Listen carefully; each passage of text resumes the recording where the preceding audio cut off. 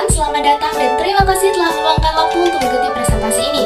Judul yang akan kita bahas adalah pola konsumsi di Indonesia sebagai indikator peningkatan kesejahteraan masyarakat tahun 2024. Saya Sriani, dan dalam presentasi ini kita akan mendalami bagaimana pola konsumsi masyarakat di Indonesia berubah seiring waktu dan apa implikasinya terhadap kesejahteraan sosial. Sebagai langkah awal, mari kita pahami apa itu pola konsumsi. Nah, pola konsumsi itu sendiri adalah cerminan dari kebutuhan preferensi dan daya beli masyarakat. Di Indonesia, pola konsumsi menjadi indikator penting dalam penilaian kesejahteraan sosial masyarakat. Nah, faktor utama yang mempengaruhi pola konsumsi mencakup 1. Pertumbuhan ekonomi yang menunjukkan peningkatan daya beli. 2. Urbanisasi di mana perpindahan penduduk ke perkotaan membawa perubahan gaya hidup.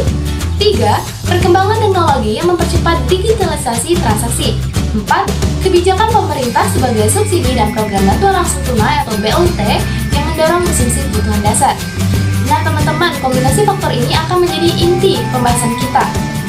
Nah, pada slide ketiga, perubahan pola konsumsi 2024 pada sebelumnya. Nah, mari kita lihat bagaimana pola konsumsi berubah pada tahun 2024 dibandingkan sebelumnya. 1. Pendapatan per kapita meningkat dari US dollar 4.200 pada tahun 2023 menjadi US dollar 4.500 di tahun 2024. Ini mencerminkan daya beli masyarakat yang semakin tinggi. Yang kedua, urbanisasi mencapai 55%, artinya lebih dari separuh penduduk Indonesia tinggal di perkotaan. Ini berdampak pada perubahan preferensi konsumsi seperti peningkatan permintaan barang modern dan layanan digital.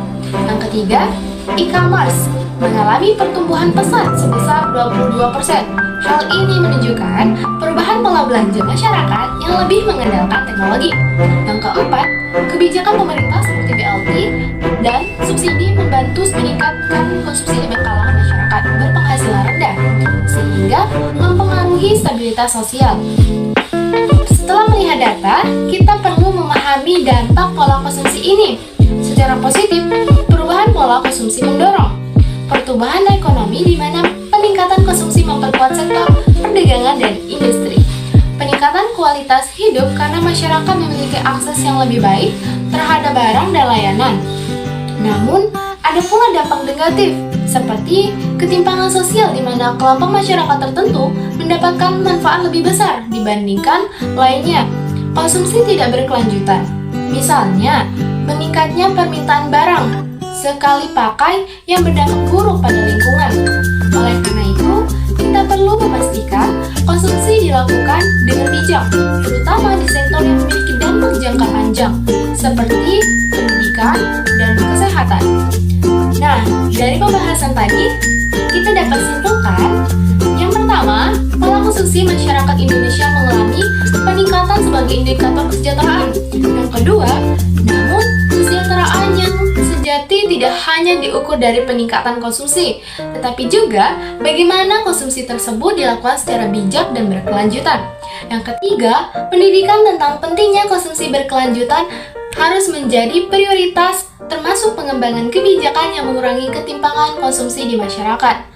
Untuk mencapai keseimbangan antara konsumsi yang meningkat dan keberlanjutan, berikut beberapa saran yang dapat dipertimbangkan. 1. Edukasi konsumsi bijak dan berkelanjutan di sekolah-sekolah dan komunitas, misalnya melalui kampanye untuk mengurangi limbah. Yang kedua, kebijakan pemerintah yang mendorong pemerataan seperti insentif bagi UMKM dan perlibatan teknologi di daerah pedesaan. Yang ketiga, mengintegrasikan teknologi yang ramah lingkungan dalam proses konsumsi, seperti memperluas akses energi terbarukan untuk kebutuhan sehari-hari. Nah, teman-teman, sebagai penutup, izinkan saya membagikan sebuah pemikiran. Kemakmuran sejati adalah ketika semua orang memiliki cukup, bukan hanya untuk hidup, tetapi juga untuk bermimpi dan berkembang. Semoga pola konsumsi yang berkembang ini dapat membawa Indonesia menuju kesejahteraan yang lebih merata dan berkelanjutan. Terima kasih atas perhatian teman-teman. Saya Astriani, pamit undur diri.